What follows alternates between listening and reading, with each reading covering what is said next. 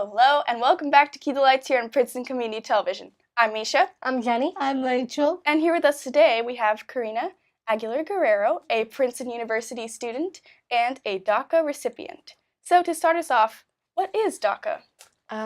So DACA is basically kind of like a work authorization given to students who aren't citizens or residents of this country. And so basically the guidelines for DACA are that you need to have come here at a certain age and before a certain year, and you need to kind of like send in an application and pay about $500 and send in kind of like an extensive background check and just like a lot of forms to prove that you're either looking to work or looking to pursue an education. And once you send that in, they give you kind of like a card that allows you to work. They give you a social security number. And they used to have advanced parole, which would let you leave the country for travel purposes regarding education or work. So what does DACA stand for? It's Deferred Action for Childhood Arrivals. And it's kind of like a way to help like immigrants who came here at a very young age be able to like do a lot of things like work or go to school. So who are the dreamers? I think that's a pretty broad category. I think a lot of times when people talk about dreamers, they think of like immigrant student, like who are students who are like pursuing an education. But dreamers can mean a lot of things. I know a lot of dreamers are already in the workforce doing different things, whether it's like acting or cooking, or it's just like a very wide range of people just pursuing kind of like what they want to do in life and pursuing different careers.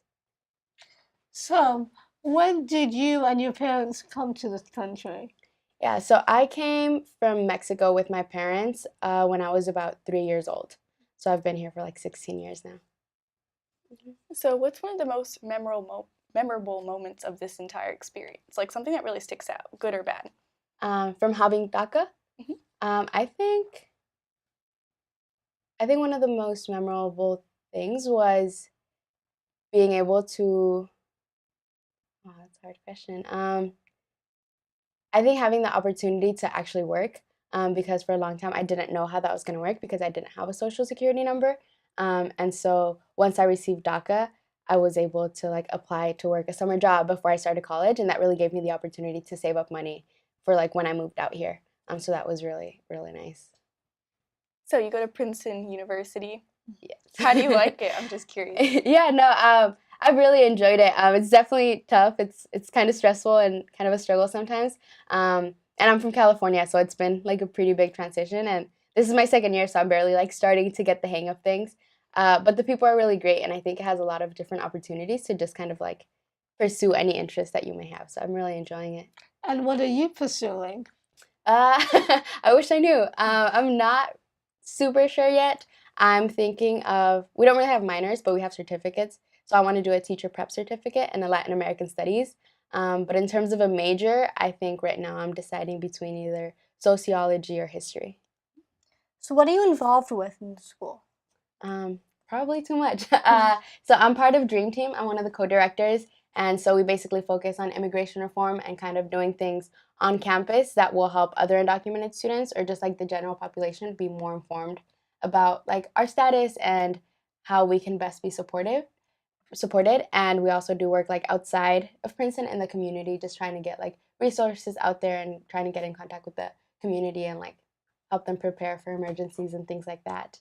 I'm also in Matriculate, which is like an advising kind of like an advising program for college students for high school students applying to college. And we just kind of mentor them through that. What else? I have a job on campus as the McGraw Tutoring Center. Yeah. Oh, so like if there's a certain age you can apply to DACA, or like you're 5 and your parents can apply for you, or Yeah, so the way it used to work was I think you had to be 15 in order to apply, and then after that you have to be renewing it every 2 years. But because of the executive decision made by Trump September 5th, people can no longer apply to it. So after the announcement, people whose DACA was about to expire before like March 5th, they had the opportunity to reapply to get it renewed. But anyone who like had it expired after that couldn't renew anymore. So that way, like, they weren't accepting any new applications, and like they weren't accepting any new renewals after that. So it was just kind of like a way to ease it out, and that way, like, as it starts expiring and people can't renew it, eventually there will be like no more people who have DACA. So what do you think is a major misconception about immigrants in America? And there's quite a couple. I know, especially with the like rhetoric around the presidential elections and just kind of like this new presidency, there's, I think, a pretty wide misconception of seeing immigrants as any one thing, as seeing them either like as criminals or people who are lazy. And I definitely do not think it's true. And also, like, sometimes when people think of immigrants, there's like, oh, there's good immigrants and there's bad immigrants. So there's like immigrants who go to school, and then other immigrants who are just like lazy or like aren't really looking to do anything. But I definitely don't think that's true, because immigrants come here for a very wide variety of reasons. Sometimes there's like no economic opportunities in the country. Sometimes they're fleeing from like political issues, or just like they're in danger, and a lot of other reasons. And I think people come here and they're really just looking to work hard, and they do what they can to contribute to the country, and also just to like improve their own lifestyles and like do better for their families. So why did your family leave Mexico? Yeah, so I think it was kind of like some of those reasons. There weren't a lot of economic opportunities, and my dad didn't think that we would have like as many opportunities to thrive and just kind of like get an education and have a good career. And so he decided to move over here to like look for a better job and like a better way to provide for us. And also because he thought that like if we were raised here and we would have like more opportunities to like go to college and do things like that, because it's not always as easy to do, and there's not as many opportunities to do that there. Were you nervous leaving Mexico?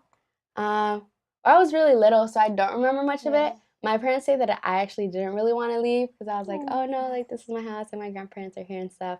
I obviously don't remember, but I'm really glad that we ended up coming here and they didn't listen to me, because I wouldn't be at Princeton otherwise.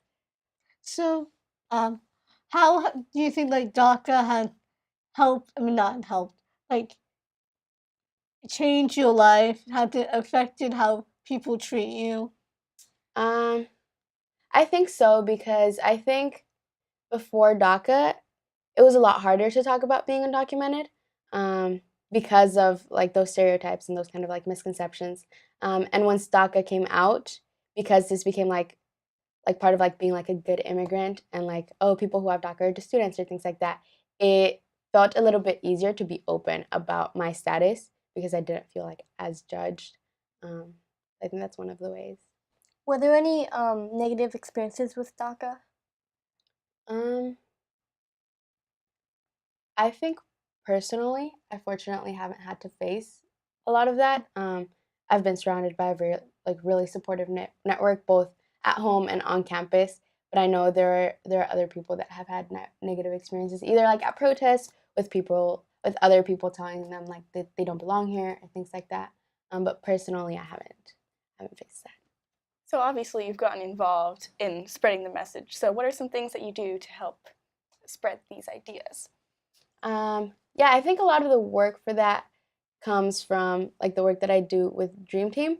And as of recently, it also started being about social media. And I actually hadn't been completely open about my status. Like my friends knew about it, the people around me knew about it, but I had never publicly posted it. And that was something that happened this summer as the conversation around DACA started getting really intense, and I felt like it was necessary for me to speak up. So that was the first time that I posted it. I posted it on my Instagram, and I received a lot of positive feedback after that, which was really nice. And I think that's also what led to me feeling more comfortable doing the interview for like the magazine. Because since I had already started speaking about it, I felt like I was done like trying to hide it and being scared about it. And like if it was out there, I might as well use it, because I think it's really necessary for people to hear like individual stories, because I think a lot of times when people talk about DACA, if they're not personally like impacted by it, or they don't personally know anyone, it's really easy to think about it as this like abstract theoretical policy, when really like these are the lives of people like that are getting impacted. So I think it's really important for people to see those faces and to like hear those stories and know how these people are getting affected. So as you mentioned, you got interviewed for a magazine. Mm-hmm. Tell us a little bit about that.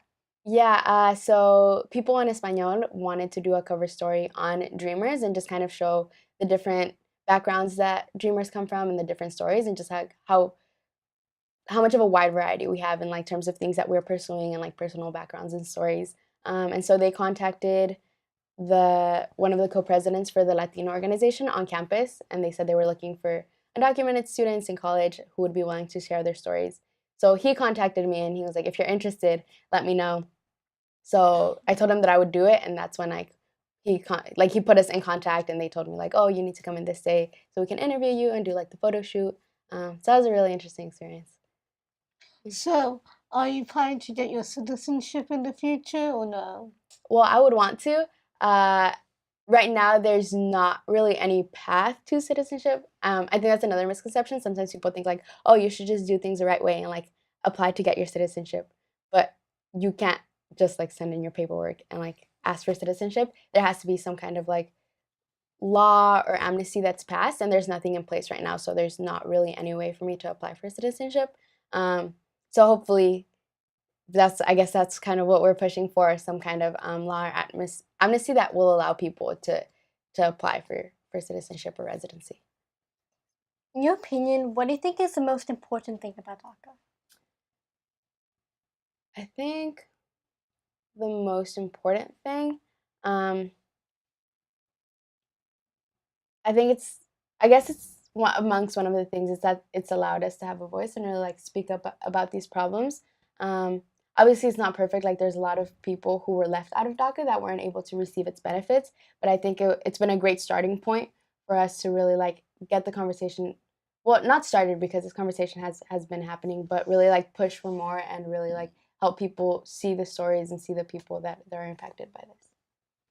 So how do you think that we could spread the message and spread the ideas? Like, what are some things that we can do? I think it's important to show your support. It's important to also like, sometimes people are just not aware, or they're kind of ignorant about the issue.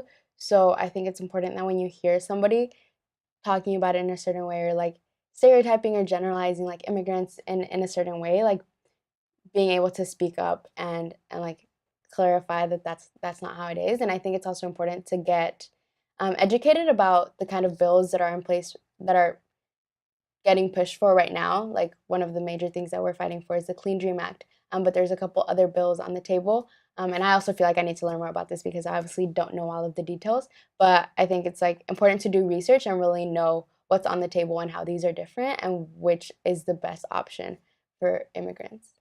So, I know, again, this is a stereotype, but like lots of people think immigrants are like crossing the border, and so obviously there are other kinds of immigrants that are just flying over here. And so, what are like some different diverse stories about DACA that you've heard, like other recipients that you know of? Yeah, I guess, I don't know, I feel like a lot of the people that I know come from Mexico, and from Mexico, a lot of times what happens, like, people get their visa and they come over, and then eventually, like, if they get a job or something like that, they just end up not going back, because if they go back, then they can't come back and, like, keep working.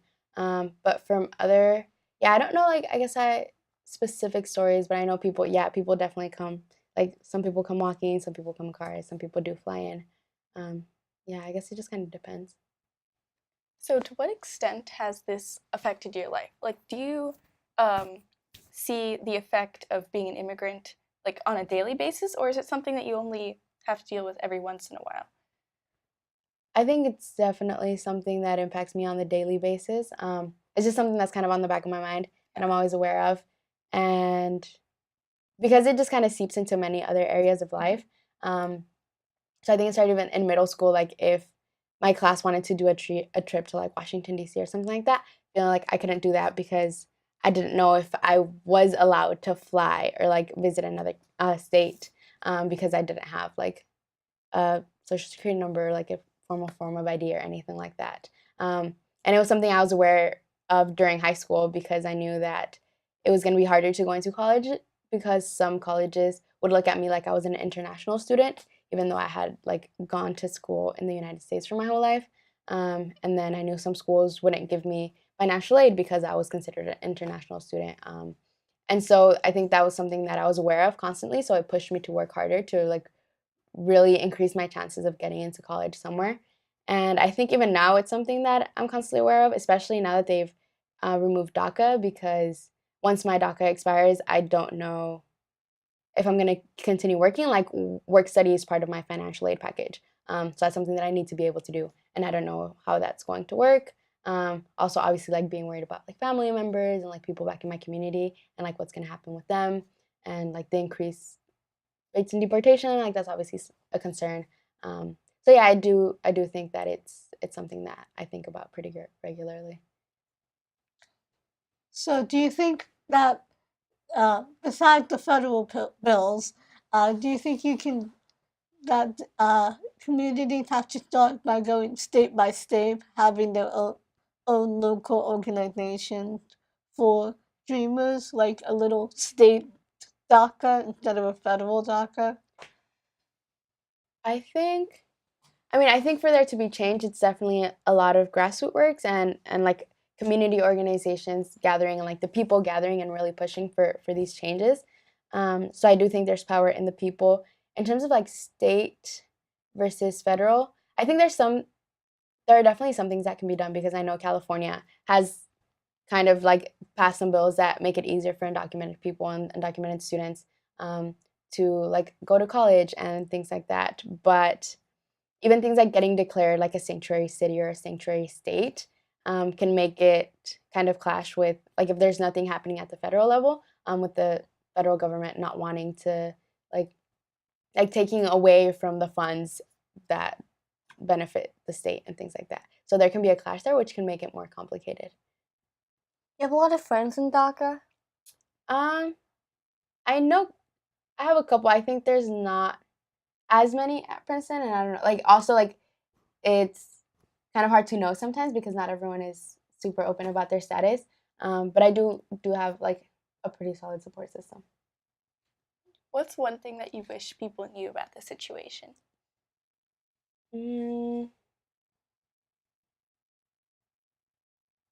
I wish they knew,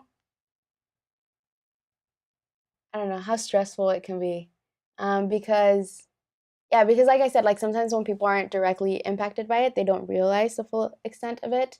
But it can just have such a strong impact on families, like mixed status families, or like families where maybe the parents don't have citizenship, but the children were born here, so they do, and just like it makes things really complicated, and it's just such a big concern.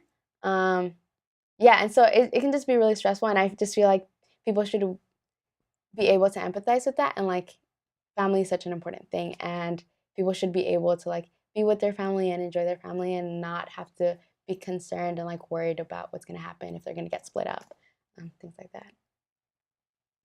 So you've been here basically your entire life, and I just can't imagine that people wouldn't like consider you anything like less American. That's pretty sad. And it's unfortunate that it's like always in the back of your mind. So it's an important issue that we need to bring to light. And do you think that general more awareness would help the issue? Like, if there's more awareness and more people knew about it, then perhaps it would be more on the government's mind and they'd do something to help improve it? Yeah, I think more awareness can always be a good thing, because there's some people that are directly against it, but then there's also some people that just don't know or don't realize. Like some people that think that DACA means that you get your citizenship, which is not. Like, DACA is not a road to citizenship. Or people who think that by approving these laws, like it takes away from, like, because it makes it easier for undocumented or immigrant students to go to college, it takes away from funds for other students and things like that. And that's also not the case, because even with DACA, we don't get federal funds. And it's just like things that people, I think, have a very negative conception, like idea of, and that's not even necessarily how it works. And maybe if they knew more about it or they understood it better, they wouldn't be so against it. So how often do you speak about the process? I think it started happening more, obviously, like since the Trump presidency, and definitely more since they made the announcement to get rid of DACA. How Because do you feel about the Trump presidency? not super great. It's made things more complicated because I feel like this like increased hate speech, and yeah, I think having a president who's so open about like discrimination towards certain groups of people, in a sense, can make other people feel more comfortable saying things like that, and just kind of like, I think discrimination, like those kinds of prejudices were already present, but that really brings them up more and like really highlights them. And I think that's not what we need right now. I think it's really important for people to start coming together more and really like be able to bridge those differences. And I don't think that's like the priority of the president. Are there any like prominent senators or statesmen that people can contact to like push the agenda for more, I mean, not funds, well, funds and equality among peoples, or programs similar to DACA? Yeah, so I think the biggest push right now is for the Clean Dream Act, which is at the federal level. And so I think New Jersey, and like as a majority, has representatives who are pushing for that. I do know that there are 5 representatives in the state, Republican representatives, and the last I heard, they hadn't agreed to sign on to that. And I don't know all of them, but I know Representative Smith is one of them. So you moved from California, right? Mm-hmm. Has the situation for you been a different experience from California to here in New Jersey? Maybe. I mean, it's kind of hard to generalize New Jersey as a whole because so much of my time is spent like in the Princeton bubble. So I don't really get to see as much of it play out just like outside of campus. But I do know it is a bit different because California has passed like a lot of bills in support for undocumented students. So they have like their own kind of DREAM Act that allows students to more easily access college, even if they're not citizens. And they have like, they give driver's licenses to undocumented immigrants, and a lot of other states don't have those same things. So California is definitely ahead of the game, and it has a couple more benefits. But I guess I haven't felt the differences as strongly because I don't get to like participate in New Jersey as a whole all that often.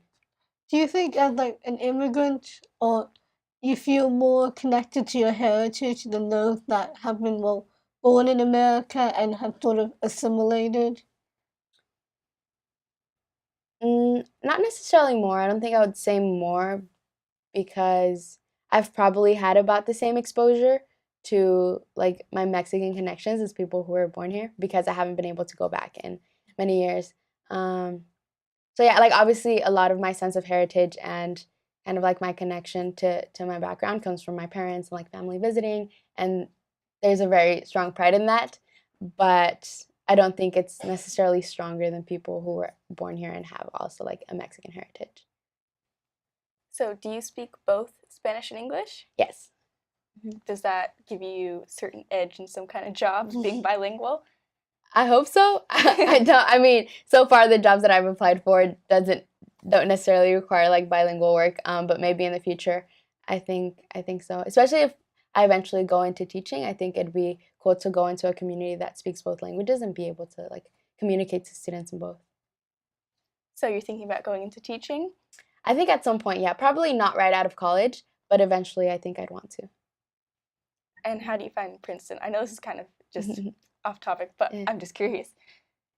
Princeton as a whole, yeah, I've really enjoyed it. I think I've really enjoyed the people most of all. I think it's full of a lot of people, which maybe I had a misconception about before I got here. I thought people were going to be kind of like, oh, it's an Ivy League, they're going to be really snobby, but they're not. Like everyone's really nice, and I think I really found a really good sense of community there. Are there any like other clubs besides the one that you're in with DACA, like a Spanish student club? I know there's like 13 clubs based on ethnicity that you're a part of. Yeah, so we have the Princeton Latinos y Amigos Club, which is basically kind of like the organization for all kinds of Latinx students. And they organize different like study breaks or like community events. They bring in guest speakers, and I'm part of like the community service community under that organization. And so we also focus on like reaching out to the community, like doing like mentoring programs or tutoring programs for other like high school students and things like that. So do you hope that you'll be able to help somebody else by, sharing your story? I hope so, yeah. I know it can be a scary time, and so I hope that by my sharing my story, even for people that don't feel comfortable or aren't in a place where they can share their own story, they at least feel strengthened in knowing that they're not alone. I see you as kind of like an inspiration to those and us who may be in a different situation. And I'm really happy that you decided to share your story. And I think it's going to be a good support system for many people. So is there anything else you'd like to say about anything in general? No, I think I'm good. Yeah. I don't know if you have any other questions. Oh, did you get a lot of like support? I mean, not like lots of support and new messages after your big people en español interview? I got a couple. I think mostly it was just like family members, like people from back home who would like send me a video or a picture, like, oh, look what I found. So that was really exciting, and it was just like really nice to see how excited other people were and how happy other people were for me and just like about the situation. After you shared your story, did like some friends of yours who didn't know, how did they respond? I feel like most of my closest friends already knew, so it wasn't necessarily a surprise. But they were definitely really excited for me and like having the platform to be able to share my story. That was nice. Thank you so much for coming on the show. Thank you guys It was for inviting me. fascinating interview, and I hope that your story will inspire anybody watching and that they find it interesting. I find it very interesting, and I'm going to use that term Princeton bubble after today. That is my new vocabulary word. Princeton bubble. That's my new thing. I totally see what you mean. I'm glad. Well, anyway, thank you so much for coming. It was a great interview. And if there's anything else you'd like to say to our viewers, you can. Thank you for having me, and I hope this was educational in some way and that it helped people who needed to hear something like that.